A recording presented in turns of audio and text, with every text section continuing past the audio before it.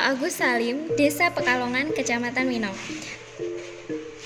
Beliau adalah salah satu pionir petani organik di Desa Pekalongan, Kecamatan Winong. Pertanian organik yang beliau geluti sudah berlangsung selama 4 tahun.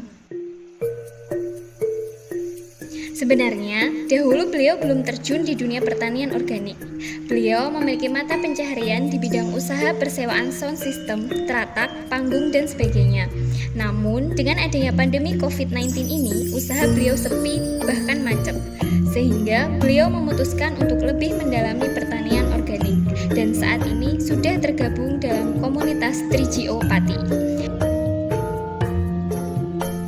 Di komunitas ini, beliau mendapatkan lebih banyak ilmu, pengetahuan, dan sharing-sharing berbagai pengalaman yang tentunya sangat bermanfaat dalam pengembangan pertanian organik. Perkenalkan, nama saya Pak Agus Salim dari Desa Pekalongan, kelompok tani Sumur Balong. Pertama kali saya mengenal organik dari teman-teman dari tetangga desa yang sudah mulai berorganik beberapa tahun, kemudian saya mengikuti sehingga padi saya ini sudah sekitar 4 tahun atau 4 kali 4 tahun ya ini. Yang pertama memang saya masih menggunakan pupuk kimia setengah. Dari awal dikurangi. Setiap musim tanam saya menggunakan umpamanya 1 pental, kemudian saya kurangi 75, kemudian saya kurangi jadi 50, dan sampai sekarang insya Allah sudah full tidak menggunakan pupuk kimia atau pupuk-pupuk yang dari toko. Untuk masa ini padi kami umur 1 bulan kurang lebihnya, tapi dalam prosesnya kemarin ada masalah yaitu kekurangan air sehingga hidupnya atau tumbuhnya kurang sempurna. Padi MSP ini umur 1 bulan, kurang lebih 1 bulan atau 25 hari ke atas lah, dan paling lama 1 bulan. Kami menggunakan pupuk organik, yang pupuk cair yang kami buat sendiri, pupuk padat dari kotoran hewan. Untuk teman-teman petani dari Desa Pekalongan kelompok Sumur Balong ini baru saya sendiri, karena ini ya yang namanya barang asing kemudian dicoba, yang dulu sudah ada yang ditinggal, yang sepertinya itu kayak sudah ditinggalkan oleh masyarakat. Jadi kami ingin kembali ke alam, ingin kembali dari asal mula cara-cara orang-orang dahulu menanam padi. Jadi biar lebih sehat dari masyarakat yang memakan padi ini. Motivasinya bertanam organik apa, Pak? Motivasi saya bertanam organik itu demi kesehatan pertama, karena kami tidak menggunakan pupuk-pupuk kimia, jadi lebih sehat. Kemudian dari segi kos mungkin lebih murah, karena saat ini kan sulit untuk mendapatkan pupuk. Sudah harga pupuk kalau ada pun harganya mahal. Jadi kami ingin beralih ke yang alami atau yang organik, yang memang kami persiapkan untuk sendiri, kami buat sendiri untuk tanaman kami sendiri ataupun kelompok teman-teman yang membutuhkan.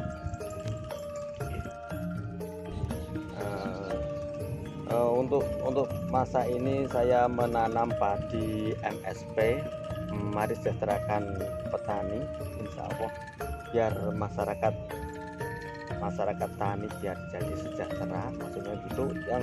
Yang sebenarnya katanya padi MSP ini mempunyai hasil yang lebih daripada padi-padi yang lain gitu. Untuk suka dukanya bercocok tanam secara organik memang gimana ya, sulit ya sulit, mudah ya mudah, atau memang orang petani itu harus sergap, istilahnya itu pokoknya setiap hari harus mengecek atau apa ya, nilai ajar jawane nilai sawai kersane bisa memberi rasa rasa kasih sayang terhadap tanaman. Jadi kalau kita suka dengan sesuatu maka kita setiap hari lah istilahnya itu ditengok atau dijenguk. Kemudian proses dari penanaman organik ini dari awal ya. Dari awal itu kami membuat bukosi, yaitu bukosi memupukkan lewat bukosi atau membusukkan sisa-sisa tanaman, sisa-sisa jerami yang kemarin dipotong kemarin, kemudian diberi pupuk organik, kemudian pupuk organik yang pupuk yang kami buat sendiri secara kami yang menurut kami yang sudah bagus gitu ya, menurut kami, tapi gimana gitu. Terus kemudian setelah itu kami menggunakan pupuk mol sampah yang kami campur dengan urin kelinci. Kemudian untuk pestisidanya, pesnapnya kami menggunakan bawang putih ataupun buah maut dan lainnya, buah mojo dan lain-lain. Pemanfaatan urin kelinci dan sampah rumah tangga sebagai pupuk organik cair. Memelihara kelinci itu sebenarnya untuk kami ambil urinnya, urin kelinci yang kami gunakan sebagai pupuk di sawah nanti, yang kami gunakan urin, kemudian kami ambil kotorannya setiap 1 minggu atau 3 hari sekali kita ambil kotorannya, kita kumpulkan.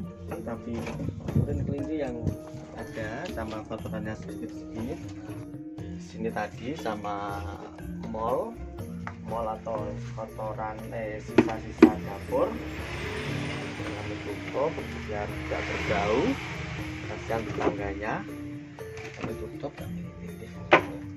Ini proses pembuatan mol sampah. Kemudian dari sini dimasukkan, di dalam akan membusuk, di dalam ada pengurai, airnya keluar yang ada di bawah situ. Kemudian kita tampung di dalam. Untuk aplikasi tanaman dalam pengompresan kami menggunakan 10%-nya, atau dalam artian satu tangki itu 16 liter, jadi kami menggunakan minimal itu 1,5 liter atau 1 liter sampai 1,5 liter dalam satu tangkinya.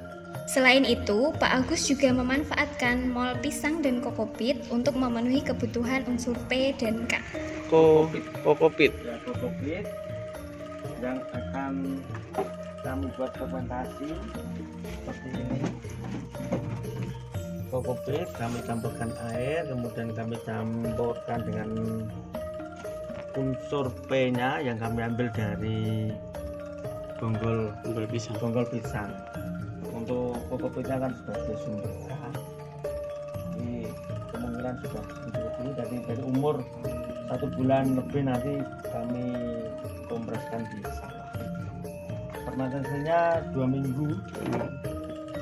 Untuk mempermudah pemasaran, Pak Agus mengemas beras konversi organik menjadi kemasan 2,5 dan 5 kiloan. Mentek wangi beras alami yang kami kemasi ini seberat 2,5 kilo, ada 5 kilogram ada dengan harga 12.000 per kilo. Selama ini kami baru membuat pasar sendiri, pangsa pasar di daerah Winong dan sekitarnya. Ada sebagian di daerah Pati yang juga begitu. Kami mempunyai 3 produk kemasan dengan varietas yang berbeda. Yang ini varietas mentek wangi, yang ini varietas Tropico, yang satunya lagi ini varietas Sintanor. Semuanya ini beras yang kami proses melalui konversi organik. Jadi kami ingin beralih ke organik sudah sekitar 4 tahun yang lalu. Kemudian kami ingin menuju ke sertifikasi. Ini pelanggan kami terutama ya dari daerah Winong sendiri, Winong, Kalongan dan ada dari daerah Pati sedikit-sedikit, sedangkan untuk peminatnya yang paling banyak itu mentik wangi. Nah, yang sinar nur pun ada tapi kurang, yang untuk mentik wangi yang paling banyak. Nah, pemasaran sementara ini masih di daerah Winong dan sekitarnya. Untuk kedepannya, semoga pemasaran bisa menjangkau supermarket dan daerah-daerah yang lebih luas.